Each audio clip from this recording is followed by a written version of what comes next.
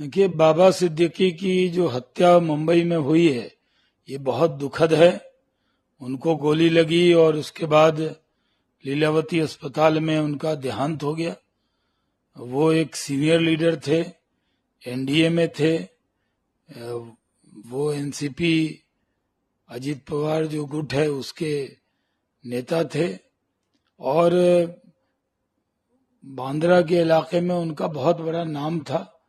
बिहार के रहने वाले थे, मुंबई में उन्होंने बहुत बड़ा नाम अपना किया था।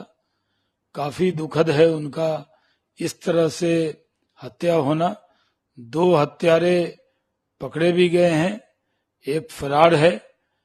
कोई भी शिवसेना बीजेपी के वहां राज्य में कोई हत्या करके बच नहीं सकता।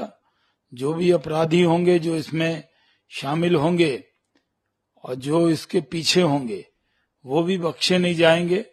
लेकिन बाबा सिद्दीकी की हत्या से हम सबको बहुत दुख हुआ है। नहीं होता ये सुनकर कि बाबा सिद्दीकी नहीं रहे, हमारे दोस्त। 3 दशक पुरानी हमारी दोस्ती, कांग्रेस में कई साल इकट्ठे हमने काम किया। बीच बंबई के एक इतने वरिष्ठ राजनेता की यूं इस तरह गोली मारकर हत्या कर दी जाए, ये सुनकर विश्वास नहीं होता। भगवान उनकी परिवार को, जीशान को हिम्मत दे। इससे ज्यादा कुछ कहने की। ट्रैक किलर हैं ये लोग। अब किसने भेजे हैं, किसने किया है, अब ये इंक्वायरी में आएगा। लेकिन मैं समझता हूँ बाबा सिद्दीकी का इनकी कोई किसी से दुश्मनी नहीं थी और ये बहुत ही लवली, बहुत ही फ्रेंडली आदमी थे। मैं 35 सालों से मेरा ताल्लुकात बाबा सिद्दीकी से। अब इसमें क्या चीज है, कैसे हुआ, लेकिन मैं समझता हूँ कि लॉ एंड ऑर्डर का बिल्कुल फेलियर है। किसी को डर ही लगता है, किसी को डर ही नहीं है। अभी एक हमारे साथी का मर्डर हुआ था अंधेरी में। मर्डर करने वाले का सीसीटीवी पकड़ा गया, जेल गया और 1 साल पे आके फिर उस एरिया में घूम रहा है वो आदमी। अगर इस तरह से कानून में काम होगा, प्रोसिक्यूशन का इसी तरह से इंक्वायरी होकर काम होगा, मैं समझता हूँ तो मुंबई तबाह हो जाएगी। एनसीपी के नेताओं के साथ दूसरी घटना अभी भाईकला में भी हमने देखा कि एनसीपी के नेता को उनकी भी हत्या कर दी। नहीं, देखिए, ये मैं नहीं समझता कि कोई पॉलिटिकल है। ये तो एक इत्तेफाक होगा एनसीपी के नेता, लेकिन बाबा सिद्दीकी साहब का पॉलिटिकल कोई राइवल है, मैं अभी तक समझता हूँ कि ऐसा बिल्कुल नहीं है।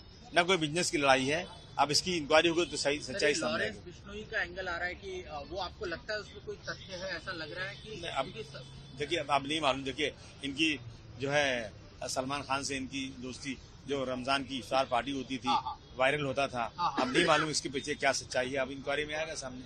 अभी जिशान से आपकी बातचीत नहीं, इस पोजिशन में नहीं बात करने के। वो लोग सब भागदौड़ कर रहे हैं अभी। इस सब जो मतलब इसमें एडवोकेट सब खड़े हुए हैं, सारे पेपर्स बन रहे हैं अभी, इसलिए ज्यादा बात नहीं कर सकते। लेकिन अभी सभी नेताओं की तरफ से बताया गया कि वो हमारे साथ नहीं रहे, तो आपकी नहीं रहे तो हम कह रहे हैं उनका इंतकाल तो हो ही चुका है ना। बाबा सिद्दीकी इज नो मोर। लेकिन जब उन्हें लाया गया, क्या उसी वक्त रास्ते में बोलते हैं उनकी डेथ हो चुकी थी, ऐसा बोलते हैं। जी हाँ। लेकिन ये कहाँ पे घटना, क्या वहाँ के लोग? ये घटना यहाँ हुई ना, इसे बेंड्रा ईस्ट में हुई है। सामने लड़के खड़े थे वहाँ पर, उनके सामने घटना हुई है ये।